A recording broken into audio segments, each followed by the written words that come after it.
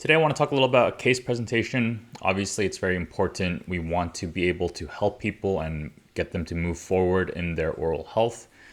And so if you look up how to, improve your case presentation, undoubtedly you will see guides and courses on basically sales tactics. It's how to get someone who is hesitant, use that case presentation method to get them to move forward.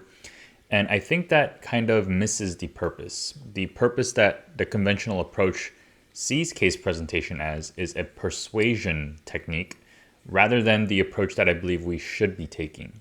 So the problem with the persuasion angle is that we're trying to get someone who doesn't necessarily want something to want something. If it was as easy as someone coming in wanting something, the case presentation would be very easy because all you would have to do is just tell them the logical next steps and they would say yes because they already want it. So a lot of the case presentation revolves around the frame. The given is that the patient doesn't want something, and how can we use this to get them to want something, right? And therein is the flaw. The whole context is broken. I think the real question should be, how can we create the conditions so that people come in wanting it already, and by the time that happens, the case presentation becomes something totally different. It's not about persuasion anymore. It's about helping people move forward who already want to move forward, and that is a fundamental difference. So obviously, when we take a look at just case presentation, or if there's a course on case presentation, all they can really teach you in that small focus is how to optimize the moment, how to get people who are hesitant to and persuade them.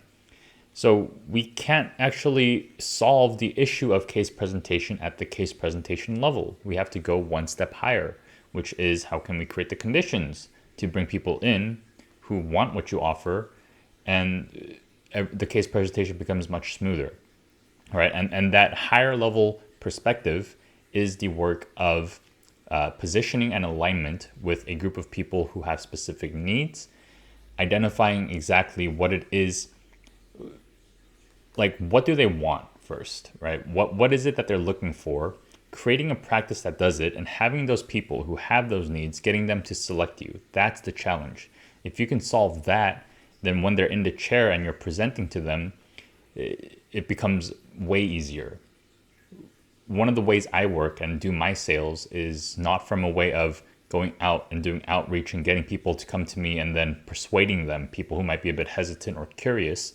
It's really to work with people who are ready, and because I have a reputation where people are coming to me when they're looking for something and when they're ready to move forward, and when they see me from the outside and our philosophies align, I become the choice. And from there, my sales isn't so much about persuasion or telling them all these different things or facts and trying to logically and emotionally convince them. It's simply about, okay, this is what we do. You're here because you want it. Now here's how we can move forward. If there's any objections, so let's get into that.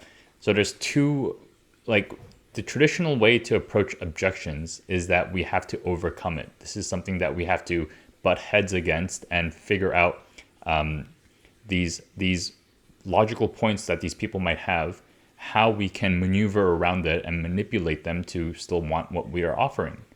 And again, that whole premise, what it causes is a lot of friction.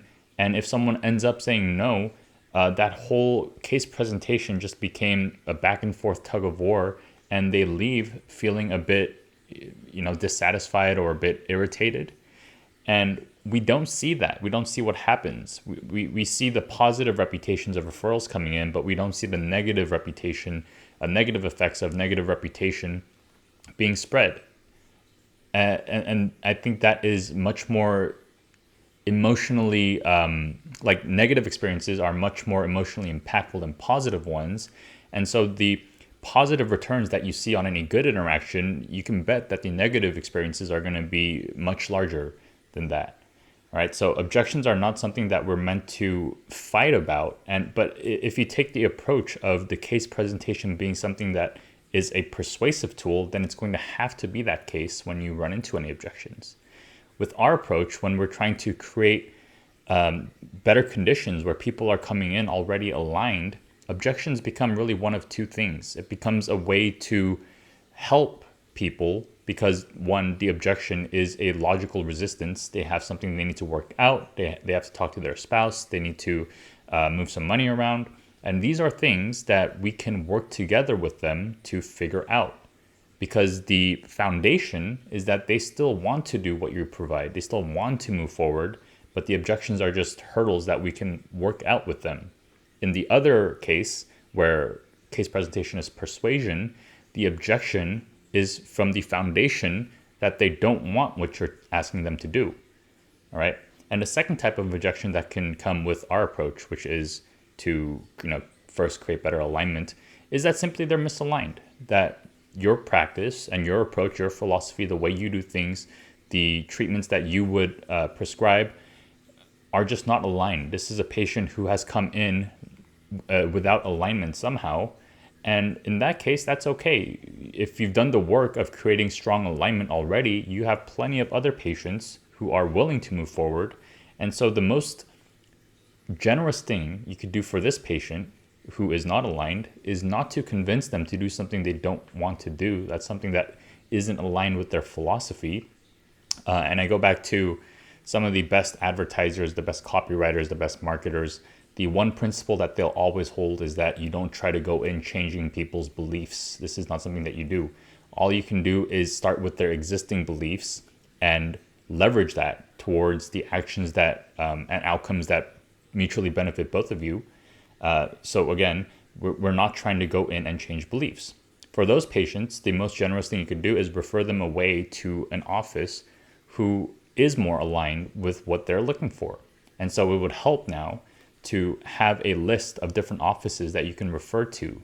Previously, you might have thought of these people as your competitors, but when you realize that it's all about strength of alignment and we all align with people in different ways, then when people come in and they're not aligned, it's not about trying to hold on to these people. It's about generously referring them away to a practice that is better aligned. All right. And this is a more generous and more abundant frame. And it can be kind of scary at first because a lot of times we start from this place of scarcity where we feel like we have to hold on to everything. But when we can choose abundance before we're ready, then it begins to materialize, right? It's not that we get abundant first and then we start to do abundant actions. We do the abundant actions and then the abundance catches up, all right? So case presentation, the way that the industry is doing it right now, I think is fundamentally flawed because the scope is just too small. When you focus on a problem within that paradigm, then you have to solve it in weird ways. So what we could do is expand it to see the other factors that are in play. Instead of trying to get people in and trying to persuade someone who doesn't want to move forward, how can we create the conditions so that people who want to move forward are coming into your office actively? And then this whole case presentation stops being a problem entirely. All right.